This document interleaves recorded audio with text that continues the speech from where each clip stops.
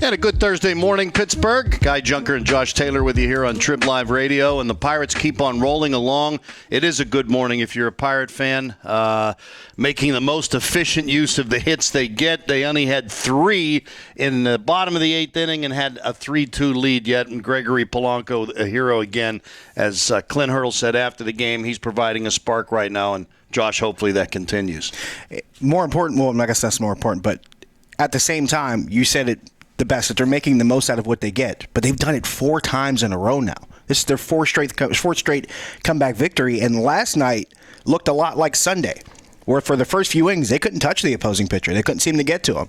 They couldn't get to forgot the guy's name already. He pitched that well. I forgot his name. But he did. Cashner. Thank you. Andrew Cashner pitched pretty well for those first, I think it was the first 7 innings, gave up 1 hit, and that was to Jung Ho Gung, who actually scored the first run of the game for the Pirates. And that balling off the shortstop's glove. I tweeted, this guy'd have a perfect game going if the shortstop gets a hold of that. It was a really, really strange dynamic, and it was the same thing with Danny Salazar Sunday. 4 innings, they couldn't touch him, and then the big rally in the 5th is what changed it around. For 7 innings, they couldn't get to Cashner. Then they put together this huge rally in the 8th inning that makes a difference and puts him ahead, and then keeps him ahead. Now, the one thing is to get ahead with 2 outs, a 2-out walk by Ishikawa, then the big base hit by Polanco off the fence. But then they added on. Gung adds an RBI. McCutchen adds an RBI. So they didn't just take the lead. They took it, went ahead, and had a big enough cushion to stay ahead. And allowed Melanson to sit out a night, which you're going to need for a big 4-game series with the Cardinals. You know, it's neat.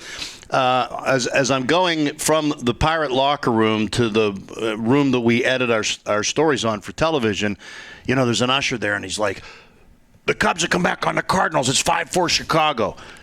If we finish our TV stuff, I'm walking out. There's a guy on the sidewalk. He said, hey, do you hear the Cardinals came back? It's like everybody everywhere is paying attention to all these games, not just the Pirate game. It's like when I was a kid. And I mean, the world's different now. You turn on your phone and you can see what everybody's doing. Back then, you know, you'd have to wait for the news to come on or wait for the paper to come out the next day. But it gives you a real feeling for what a pennant race is like, even if it is a bit premature. But the All-Star break hasn't even hit yet.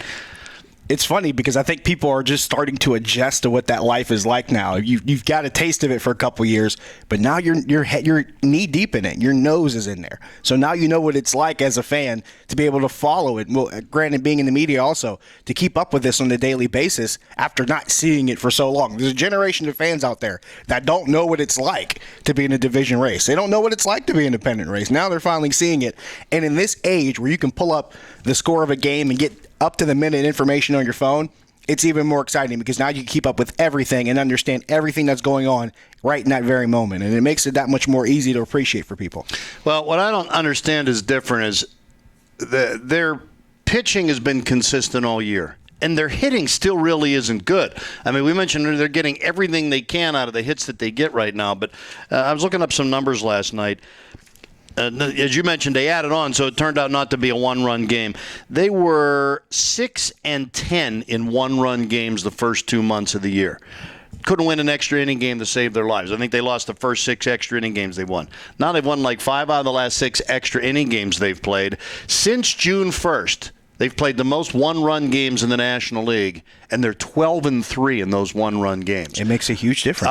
Well, what's the difference? And I asked Andrew McCutchen that last night. I said, early in the year, you couldn't win run games. You couldn't come from behind. If you fell behind, you lost. You couldn't win in extra innings, which changed. And he said, if I knew that, we'd solve all the problems. But I think it's not that the offense has come alive, but it's become clutch. They're getting that one hit or that one inning. How many games have they had where, a 5-run inning or a 7-run inning, and that's all they get, but it's enough to win the game? Neil Walker said the same thing because there's really nothing different about what they've done. They've kept the same approach. It's just that those things that they were trying to do before that didn't happen before, they're happening now. Those innings that they needed to get a run here and there, they didn't get them before. They're getting them now. Now they're just grinding it out. Now they're just grinding those games out. Even if their pitcher's not pitching their best game, he's grinding it out to keep it close. The offense might not be scratching together hits, but they're still grinding out at bats late in games to try to get runs across. And that's what they did Sunday. That's what they did 4 games in a row this week. week, and that's what we're seeing. And as much as we've talked about what the Cardinals have done, we talked as much about how the Cardinals have survived with really great pitching and a not great offense,